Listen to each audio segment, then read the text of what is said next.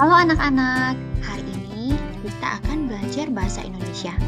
Di pelajaran hari ini, kita akan belajar tentang kata tanya. Menurut kalian, apa yang dimaksud dengan kata tanya? Kata tanya itu adalah kata yang digunakan dalam kalimat tanya untuk menanyakan suatu hal secara lebih rinci. Jadi, ketika kita ingin bertanya, ketika kita ingin membuat sebuah kalimat tanya, maka kita harus menggunakan kata tanya. Kalimat tanya itu selalu diakhiri dengan tanda tanya.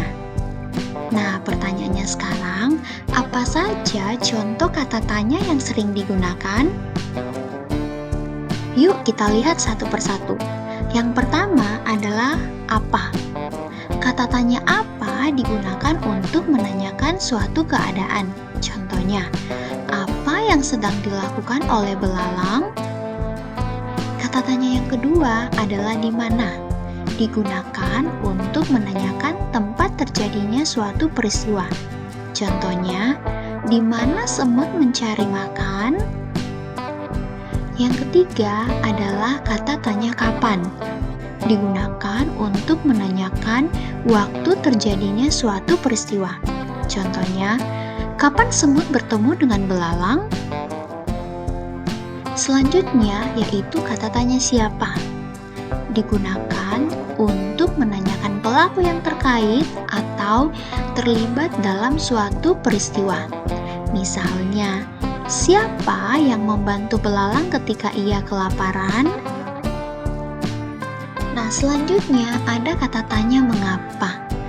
Kata tanya ini digunakan untuk menanyakan sebab atau alasan suatu peristiwa terjadi atau alasan terjadinya suatu peristiwa. Contohnya, mengapa semut ingin menolong belalang? Kemudian, kata tanya yang lain yaitu bagaimana. Digunakan untuk menanyakan sebab atau alasan terjadinya suatu peristiwa. Misalnya, bagaimana cara semut mengumpulkan makanannya? Kemudian yang terakhir adalah kata tanya berapa. Digunakan untuk menanyakan jumlah.